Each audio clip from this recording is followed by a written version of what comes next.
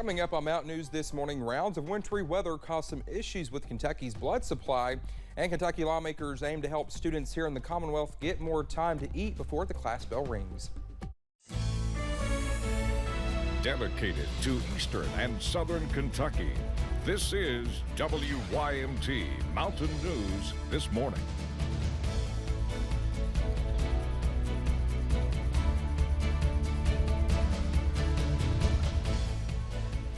Good morning. It's Thursday. I'm sorry again. We're just in a laughing mood here at Mountain News this morning. I'm Dakota Makris. Good morning. Let's take it over to Brandon here at 6 o'clock, and it's calm and cool this morning. Brandon, I think my car said it was 36 degrees here in Hazard. Is that about right? That's just about right. Okay, there we go. Pretty close to that, but yeah, it was a interesting morning. Much warmer than yesterday in some spots, but no teens out there this morning to start us off. Let's take a look at Pikeville there, US 119, US 23, and some cars right there at the light this morning getting up and getting going. It's 43 at the airport, Dakota. This morning we're looking here in Hazard. We're looking at 33 in London, 43 in Pikeville, 36 in Wise, 24 though Monticello is now the coldest spot in the region, and it looks like actually Hazard and Pikeville. Also Logan tied for the warmest spot in the region at 43 this morning. Across the Stadium region, 31 Cincinnati, 36 in Nashville, 28 Paducah, 34 Owensboro, and at 28 in the Tri-Cities. 48 is our average high this time of the year. 50 is our forecast high, a record high 67 back on this day in 1993. Dakota? All right, Brandon, thank you. Well, blood supplies in Kentucky are dropping. The bad weather we've seen in the last few weeks has had an impact on the amount of units the Kentucky Blood Center is getting through donations, and that's causing some issues at hospitals here in the Commonwealth. Now, UK health officials say they would not be able to do what they do on a daily basis without the Kentucky Blood Center, who supplies blood to hospitals across the state, including UK. Well, for the 17th day in a row, Kentucky's positivity rate was down. There was 8,044 new cases reported yesterday. Our total now tops 1.2 million since the start of the pandemic, and 34 new deaths were reported as well, taking us to 13,216.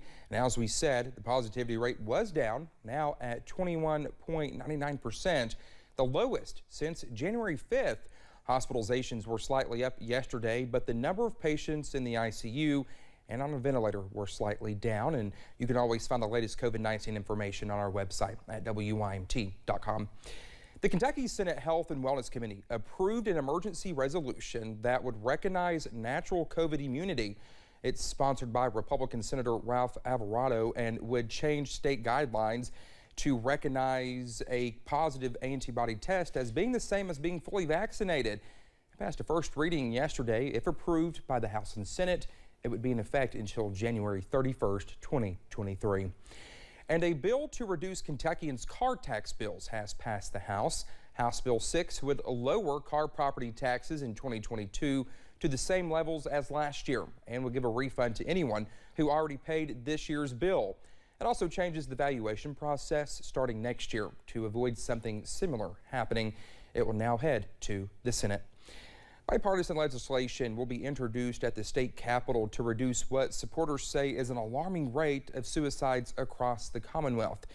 It's a bill, if passed, could temporarily take away a mentally disturbed person's access to their firearm. Garrett Weimer spoke with people affected by mass shootings and has more. I survived 12 bullets in a mass shooting at Fifth Third Bank in Cincinnati, Ohio. Whitney Austin says it's a miracle she survived September 6th, 2018.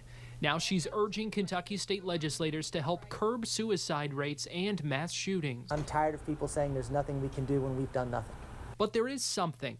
Republican State Senator Paul Hornback and Democratic State Senator Morgan McGarvey are introducing a bill called Crisis Aversion and Rights Retention. What this bill does is it very quickly allows a police officer to petition the court to go and remove a firearm from someone who is in imminent danger to themselves or others. You know, this person is in a crisis, and that's why it's called crisis aversion, to try to avert that crisis and get them help. Megan Cole's aunt, Linda Hines, had a crisis. Hines committed suicide. She was 55 years old. Removing the chosen means gives suicidal individuals something they desperately need, and that's time. Time with his son is what Mark Barden can't get back. His son Daniel died in the Sandy Hook Elementary School mass shooting. He was 7 years old. For all these families who have to live the rest of their life thinking, I wish I could have prevented that, there were warning signs. Closer to home, this past Sunday, there were 2 murder-suicides, one in Lexington and one in Nicholasville, those shootings just hours apart. Senator Hornback says the proposed bill, known as CAR, has some issues to work out, such as who determines if a person is a danger to themselves or the public. And in this bill, is this bill perfect? No, it's not perfect, because there are no perfect bills. We asked Whitney Austin if this type of legislation existed in Ohio, would she still be a victim of gun violence? So could it have made a difference? Absolutely. But it's not 100% a certainty that it would have. In Frankfort, Garrett Weimer, WKYT. Senator Hornback says he does not know if the bill can get through this legislative session because there are some issues that need to be ironed out. Well, a hearing on redistricting maps is scheduled to take place in Frankfort today. It's in response to a lawsuit challenging the legality of the new Republican maps. The hearing will take place in Franklin County Circuit Court and will focus on the request for a temporary injunction to stop the redrawn maps from going into effect for now. And of course, we will cover that hearing and bring you the updates. And today, the Senate Education Committee will take up Senate Bill 83, which would ban transgender girls from competing in girls' sports here in the Commonwealth. Now, several other states have passed similar bills, including Tennessee and West Virginia. Right now, existing KHSAA policy requires transgender athletes to undergo sex reassignment surgery before competing on a team aligned with their gender identity. A bill that would lay the framework for Kentucky colleges and universities to follow for student athletes' name, image, and likeness passed its first hurdle on Wednesday. Senate Bill 6 now heads to the full Senate after which included testimony from UK men's basketball coach John Calipari and athletic director Mitch Barnhart. Coach Cal said other states should look at this bill when drafting their own NIL legislation. Chad Hedrick has the story. From the gridiron to the hardwood to the pitching mound, supporters of Kentucky's name, image, and likeness bill say it's all about protecting athletes and their opportunities to grow their brand while in college. I've heard coaches say, well, we'd rather not have a bill. We could go do whatever we want.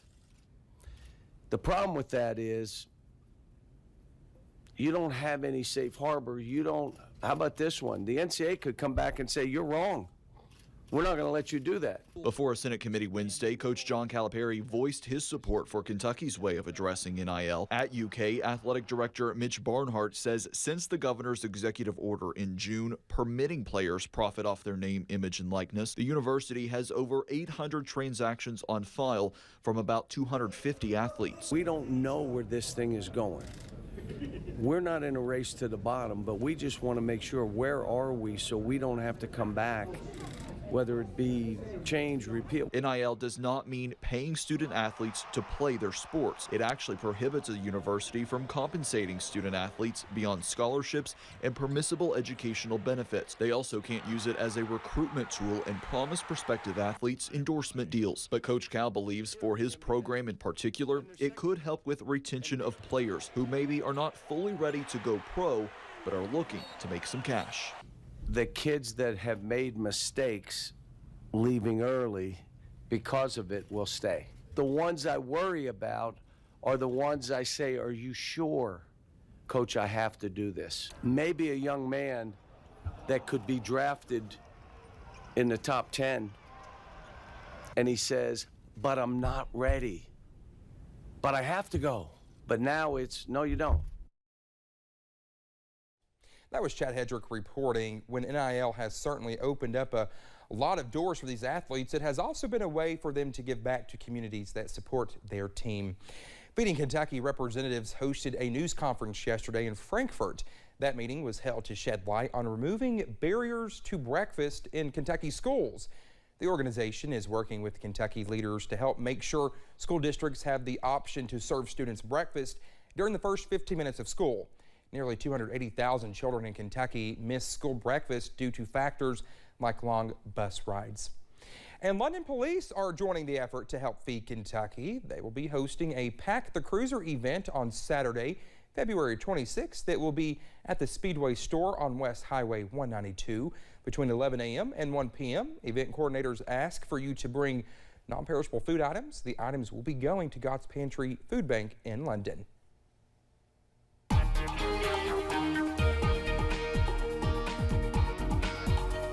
6:10 here on this Thursday morning, or as we like to call it around here, Friday Eve. We're looking at some cooler temperatures this morning, but not as cold as we've seen earlier this week. Let's take a look, and you'll see out there this morning we are in the 20s, 30s, and 40s. No teens this morning, so that's some good news there. And temperatures will go up a little bit later today as we get closer to 50 this afternoon. Some breezy conditions, though. Winds out of the west at 5 to 10, gusting up to 20 for the next little bit there at times. Sun and clouds. I think we'll see more clouds this morning than more sunshine a little bit later on. Your headlines, a breezy couple of days all the way through Friday. Then a cold front comes through on Saturday, or Friday night into Saturday. It's going to make a surge of warm air go away pretty quickly. And by Super Bowl Sunday, we could be in the 30s for daytime highs. Dakota?